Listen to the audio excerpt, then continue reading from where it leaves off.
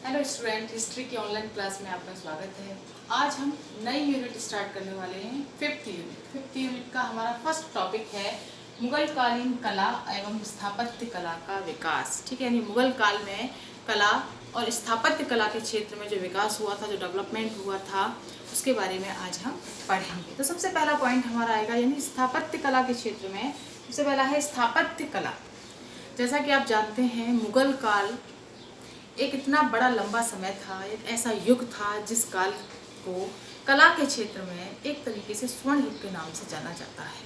अकबर से लेके शाहजहां, जहांगीर, समस्त जो है शासकों के द्वारा बड़ी बड़ी इमारतों का निर्माण कराया गया था। वो इमारत जो आज भी हमारे सामने खड़ी हुई हैं, आज भी हम उनकी जो है सुंदरता, बारीकियां, कलाकृतियां सब कुछ देख सकते हैं। तो स्थापत्य कला के क्षेत्र में मुगल काल एक स्वर्ण युग के रूप में देखा जाता है। स्थापत्य के क्षेत्र में अकबर का विशेष योगदान था। बाबर, हुमायूं, अकबर, शाहजहां, जहांगीर, औरंगजेब के काल में ज़्यादा इमारतों का निर्माण नहीं हुआ था, लेकिन अकबर के शासनकाल को स्थापत्य कला के क्षेत्र में काफ़ी महत्वपूर्ण माना जाता है और शाहजहां के काल को स्थापत्य कला के क्षेत्र में स्वर्ण युग माना जाता है। ठीक है, आप ध्यान दीजिएगा, ये क्वेश्चन भी आता है कि स्थापत्य कला के क्षेत्र में स्वर्ण युग किस शासक के काल को माना जाता है। तो शाहजहां के शासनकाल को स्थापत्य कला के क्षेत्र में स्वर्ण युग माना जाता है, मुगल काल का। तो ये मुगल कालीन कला और स्थापत्य कला में सबसे बड़ी बात आपको थोड़ा सा ध्यान रखना है इस चीज़ का कि मुगल काल में जिस कला शैली का निर्माण हुआ था या जिन कलाकृतियों का निर्माण हुआ, जिन इमारतों का निर्माण हुआ था, उसमें हिंदू और मुस्लिम दोनों शैलियों का सम्मिश्रित रूप हमें दिखता है। क्योंकि अकबर, जितने भी मुगल शासक थे सारे के सारे मुस्लिम शासक थे और उनमें कहीं ना कहीं जो है मुस्लिम शैली जो है उनकी देखी जाती है। लेकिन क्योंकि भारत में इन इमारतों का निर्माण हुआ, तो जो कारीगर इन इमारतों का निर्माण कर रहे थे वो हिंदू ही थे। तो दोनों शैलियाँ, हिंदू और मुस्लिम दोनों शैलियों का निर्माण जो है, दोनों शैलियों का सम्मिश्रित रूप हमें मुगल कालीन कला के अंतर्गत देखा जाता है, स्थापत्य कला के अंतर्गत। इसके अलावा जो है मेहराबों का निर्माण है, छज्जेदार इमारतों का निर्माण है, फूल पत्ती आदि जो कलाकृतियाँ हैं वो इन इमारतों की प्रमुख विशेषताएं मानी जाती हैं। इसके अलावा जालीदार या जालीनुमा कलाकृतियाँ, जालीनुमा पच्चीकारी इन इमारतों में बनाई गई है। तो सबसे पहले हम पढ़ेंगे स्थापत्य कला। स्थापत्य कला में सबसे पहला है बाबर।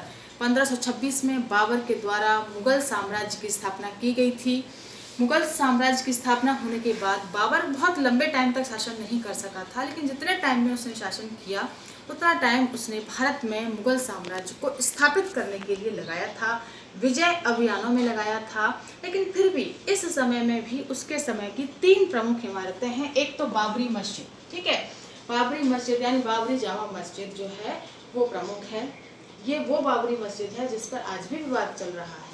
बाबरी मस्जिद, दूसरी काबुली बाग मस्जिद और संभल की जामा मस्जिद, ये 3 प्रमुख इमारतों का निर्माण बाबर के समय में किया गया था मुगल काल के अंतर्गत। लेकिन बाबर की मृत्यु हो गई और बाबर की मृत्यु होने के बाद तो इस प्रकार बाबर के समय में कुछ प्रमुख मस्जिदों का निर्माण हुआ था, क्योंकि उसे सैन्य विजयों से इतना मौका नहीं मिला था कि वो बड़ी इमारतों का निर्माण कर सके। बाबर की मृत्यु के बाद क्योंकि हुमायूं आया था, तो अब नेक्स्ट पॉइंट आएगा हमारा हुमायूं के समय बनाई गई इमारतें। जैसा कि आप जानते ही हैं कि हुमायूं का पूरा जीवन जो है एक निर्वासित जीवन की तरह जिया उसने, क्योंकि और वैसे भी इतिहासवेत्ता उसके लिए बोलते हैं कि वो पूरे जीवन पर्यंत वो लड़खड़ाता रहा और लड़खड़ाते ही उसकी मृत्यु हो गई थी। शेरशाह सूरी के द्वारा हुमायूं को पदस्थ किया गया था, हुमायूं को हटा दिया गया था दिल्ली सल्तनत से, और स्वयं शेरशाह ने कुछ समय तक शासन किया था। हुमायूं जिस समय दर दर की ठोकरें खा रहा था, उस समय भी वो पूरी तरीके से परेशान अवस्था में घूमता रहा। उसके बाद शेरशाह की मृत्यु के बाद हुमायूं वापस दिल्ली से आसन पर आया, तो उसके समय में भी ज़्यादा इमारतों का निर्माण नहीं हुआ था, 1 या 2 इमारतों का निर्माण ही उसके समय में हुआ था। उसमें सबसे महत्वपूर्ण मानी जाती है दीन पनाह महल, ठीक है, दिल्ली के नज़दीक था दीन पनाह महल, जो कि अभी खंडर अवस्था में मिलता है, इसके कोई ज़्यादा अवशेष भी प्राप्त नहीं होते हैं। और एक मस्जिद का निर्माण हुमायूं के द्वारा कराया गया था। इसके अलावा उसके समय की कोई महत्वपूर्ण इमारत नहीं है। अब नेक्स्ट हमारा पॉइंट आएगा अकबर जो कि स्थापत्य कला के क्षेत्र में जिसका नाम महत्वपूर्ण रूप से लिया जाता है, ठीक है, अकबर अकबर का नाम स्थापत्य कला के क्षेत्र में एक योग्य शासक के रूप में लिया जाता है। अकबर का प्रशासन जितना अच्छा था, अकबर का साम्राज्य जितना अच्छा था, अकबर की विजय जितनी योग्यता से भरी हुई थी, उतना ही उसका शासनकाल स्थापत्य कला के क्षेत्र में भी याद किया जाता है। अकबर के शासनकाल की सबसे पहली इमारत थी हुमायूं का मकबरा। ठीक है, हुमायूं का मकबरा हुमायूं की पत्नी के द्वारा बनवाया गया था, जो कि अकबर के शासनकाल में बनी थी। अकबर के काल की दूसरी प्रमुख इमारत थी आगरा का किला। आगरा का किला 1564 ईस्वी में बनवाया गया था अकबर के द्वारा। ये एक बड़ा विशाल किला है जिसके 2 प्रमुख दरवाजे हैं। इसके अलावा इसके अंदर बहुत सारी इमारतें हैं, जैसे कि दीवाने आम, दीवाने खास। ठीक है, तो इस तरीके से जो है यहाँ पर एक बड़े विशाल दुर्ग का निर्माण भी करवाया गया था। चारों तरफ उस किले की खाई खोदी गई थी जिसमें कि पानी भी रहता था, और ऊपर जो ऊपर दीवार थी उस दीवार पर तोपें रखने की भी व्यवस्था रखी गई थी। तो बहुत ही अच्छा मजबूत सुदृढ़ किला जो है आगरा में अकबर के द्वारा बनवाया गया था। नेक्स्ट है इसमें हमारा लाहौर का किला। अकबर की दूसरी प्रमुख इमारत थी लाहौर का किला। लाहौर में भी उसने एक अच्छा मजबूत किले का निर्माण कराया था। तीसरा जो है अकबर की प्रमुख इमारत है फतेहपुर सीकरी। ठीक है, 1569 में जो है फतेहपुर सीकरी का निर्माण करवाया गया था। फतेहपुर सीकरी जो है वो बहुत ही अच्छी, सुंदर और सुप्रसिद्ध, विश्व प्रसिद्ध इमारतों में इनका नाम आता है। फतेहपुर सीकरी में कोई एक इमारत नहीं थी, बल्कि बहुत सारी इमारतों का निर्माण कराया गया था। स्वयं अकबर जो है अपनी राजधानी आगरा से फतेहपुर सीकरी ट्रांसफ़र करना चाहता था, इसीलिए उसने फतेहपुर सीकरी में एक बहुत सारी इमारतों का निर्माण करवाया था और एक बहुत बड़ा विशाल नगर उसने बसाने की कोशिश की थी। लेकिन क्योंकि फतेहपुर सीकरी में पानी की समस्या थी, इसलिए अकबर ने जो है ज़्यादा लंबे टाइम तक वहाँ अपनी राजधानी नहीं रखी। लेकिन फिर भी कुछ समय में तक जो है अकबर फतेहपुर सीकरी में रहे थे। फतेहपुर सीकरी आगरा से 23 किलोमीटर, हार्डली 23 किलोमीटर दूर है, ज़्यादा दूर नहीं है। तो फतेहपुर सीकरी में भी बहुत सारी इमारतें हैं, जैसे बुलंद दरवाज़ा। बुलंद दरवाज़ा अकबर ने अपनी दक्षिण विजय की खुशी में बनवाया था। एक बड़ा विशाल दरवाज़ा जो है वो बनवाया गया था फतेहपुर सीकरी के अंतर्गत। इसके अलावा जो है शेख सलीम चिश्ती की दरगाह, ये सफ़ेद संगमरमर से बनाई गई एक बहुत बेहतरीन सुंदर इमारत है सलीम चिश्ती की दरगाह, जो कि आज भी देखी जाती है। इसके अलावा जो है वहाँ पंचमहल है, जोधाबाई का महल है, बीरबल का महल है। इसके अलावा दीवाने आम, दीवाने खास, ऐसी बहुत सारी इमारतें हैं फतेहपुर सीकरी में जो कि बहुत ही सुंदर कच्चीकारियों से बनाई गई हैं। पूरा का पूरा फतेहपुर सीकरी दुर्ग जो है वो लाल बलुआ पत्थर से बनाया गया है। लाल बलुआ पत्थर का ही इसमें प्रयोग किया गया है। अकबर की और नेक्स्ट इमारतों में आएगा अटक का किला। अटक में भी एक विशाल दुर्ग का निर्माण करवाया गया था अकबर के द्वारा। उसके बाद उसने मेड़ता, अजमेर आदि जैसे स्थानों में कुछ मस्जिदों का निर्माण करवाया था। तो इस तरीके से अकबर के काल की जो इमारतें हैं उन इमारतों की विशेषताओं की यदि हम चर्चा करें तो उसमें 3 प्रमुख पॉइंट्स आएंगे। अकबर के शासनकाल की स्थापत्य कला की विशेषताओं की यदि बात की जाए तो स्थापत्य कला के अंतर्गत जो है पहला पॉइंट आएगा लाल पत्थर का प्रयोग। अकबर ने अपनी लगभग समस्त इमारतों में लाल बलुआ पत्थर का प्रयोग किया था। उस पत्थर को बहुत ही सुंदर तरीके से तराशा जाता था, उन पर पच्चीकारी भी की जाती थी, अच्छे सुंदर बेल बूटे बनाए जाते थे और फूल पत्तियां बनाई जाती थी। इसके अलावा उन्हें तराश कर जो है उसके बाद फिर उनको स्थापित किया जाता था। तो लाल पत्थर का प्रयोग जो है वो अकबर के स्थापत्य कला की पहली विशेषता है। दूसरी उसकी स्थापत्य कला की विशेषता है हिंदू मुस्लिम स्थापत्य शैली, यानी कि अकबर के शासनकाल में जिस स्थापत्य शैली का विकास हुआ था उस स्थापत्य शैली का नाम है हिंदू मुस्लिम स्थापत्य कला शैली। यानी हिंदू और मुस्लिम दोनों शैलियों को मिला दिया जाए, सम्मिश्रित रूप हमें यदि कहीं दिखता है तो वो अकबर की स्थापत्य कला शैली के अंतर्गत ही दिखता है। दूसरा जो है इसकी विशेषताओं में आएगा उद्यानों का निर्माण, यानी कि बगीचों का निर्माण। जो इमारतें अकबर ने अपने शासनकाल के अंतर्गत बनवाई थीं उन इमारतों के आगे बगल में, आगे पीछे, चारों तरफ जो है अच्छे सुंदर उद्यानों का निर्माण भी करवाया था। उद्यान यानी कि बगीचे, अच्छे सुंदर फूल पत्तियों वाले जो है बहुत सुंदर बगीचों का निर्माण अकबर के द्वारा करवाया गया था। तो इस तरीके से मुगल कालीन स्थापत्य कला के क्षेत्र में अकबर का नाम विशेष रूप से लिया जाता है। अकबर का युग स्थापत्य कला के क्षेत्र में बहुत ही योगदान, जो इसका अत्यधिक महत्वपूर्ण योगदान है और उस योगदान को भुलाया भी नहीं जा सकता है। अब स्थापत्य कला के क्षेत्र में नेक्स्ट राजा का नाम आएगा जहांगीर। मुगल कालीन स्थापत्य कला में अब हम नेक्स्ट पढ़ेंगे जहांगीर का नाम। जहांगीर यानी अकबर के बाद जहांगीर का नाम आता है। तो जहांगीर के शासनकाल में भी बहुत सारी इमारतों का निर्माण हुआ था। उसमें सबसे पहला हमारा आता है अकबर का मकबरा। ठीक है, अकबर का मकबरा जो है वो जहांगीर के शासनकाल की पहली इमारत थी। अब यूँ तो अकबर के मकबरे का निर्माण अकबर के शासनकाल में ही हो चुका था, लेकिन जब अकबर की मृत्यु हो गई थी तो उसकी मृत्यु के बाद उसको वहाँ दफनाया गया था। अकबर का मकबरा जो है आगरा में ही है। आगरा में ये 5 मंजिला एक बहुत ही अच्छा सुंदर इमारत है और चारों तरफ इसके जो है बहुत सुंदर बगीचे भी बने हुए हैं। जहांगीर के शासनकाल की दूसरी प्रमुख इमारत थी एतमादुद्दौला का मकबरा। इस इमारत का निर्माण 1566 में हुआ था। 1566 एतमादुद्दौला का मकबरा। इस इमारत का निर्माण जहांगीर की पत्नी नूरजहां के द्वारा अपने पिता की मृत्यु होने के बाद एतमादुद्दौला का मकबरा 1626 में नूरजहां के द्वारा बनवाया गया था। यह इमारत भी आगरा में स्थित है। ये भी एक अच्छी सुंदर इमारत है। संगमरमर, सफ़ेद संगमरमर से बनी हुई पंच मंजिला इमारत है और इसके चारों तरफ भी जो है अच्छे सुंदर बगीचे बनाए गए हैं। जहांगीर के शासनकाल की सबसे सुंदर इमारत का नाम है एतमादुद्दौला का मकबरा। इसके अलावा जहांगीर के शासनकाल की है शालीमार बाग। शालीमार बाग भी जो है कश्मीर में जहांगीर के द्वारा बनवाया गया था। अनारकली का मकबरा ये भी जहांगीर के द्वारा बनवाया गया था और जहांगीर का स्वयं का मकबरा जो कि नूरजहां के द्वारा बनवाया गया था, ये भी जहांगीर के शासनकाल की प्रमुख इमारतों में इसका नाम आता है। आप देख सकते हैं।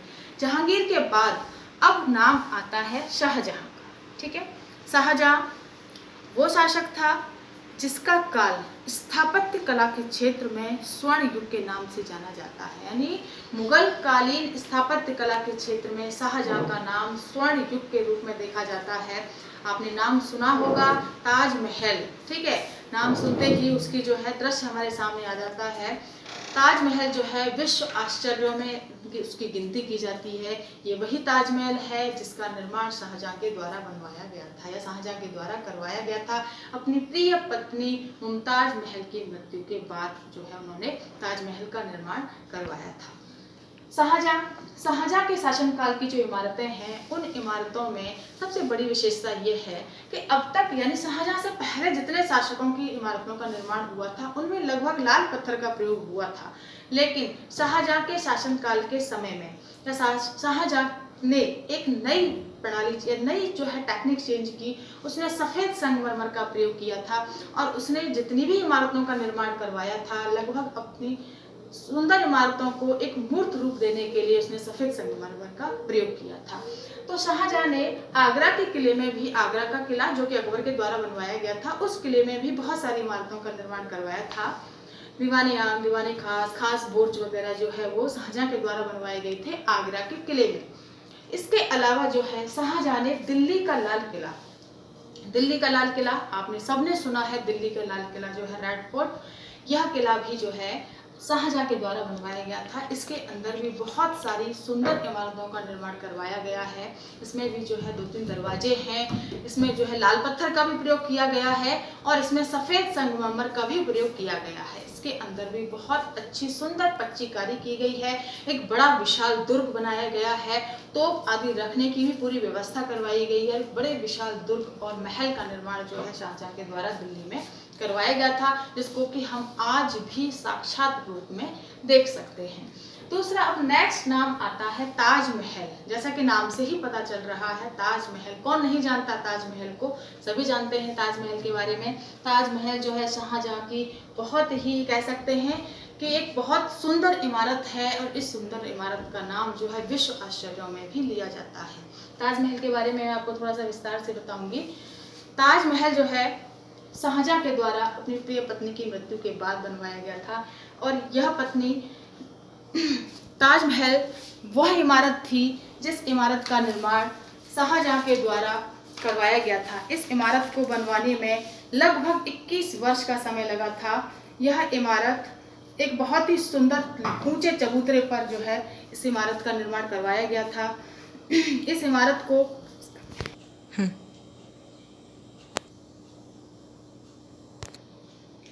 ताजमहल, इस इमारत का निर्माण लगभग 21 से 22 वर्ष जो है इस इमारत को बनाने में लगे थे। इस इमारत में लगभग जो है 4.5 करोड़ रुपए खर्च किए गए थे। 20,000 मजदूरों को इसमें लगाया गया था। यह इमारत जमीन से 22 फुट ऊंचे चौकोर चबूतरे पर इस मकबरे को बनवाया गया और इसकी लंबाई चौड़ाई जो है 186 फुट जो है। इसका एक जो प्रधान गुंबद है वही 187 फुट ऊंचा है और बाकी के 4 गुंबद जो है इसके चारों तरफ बनवाए गए थे। इसके अलावा जो है इस इमारत में और भी 4 पतली इमारतें हैं। 4 पतली जो है चौकोर लंबी इमारतें इसमें निर्माण किया गया था।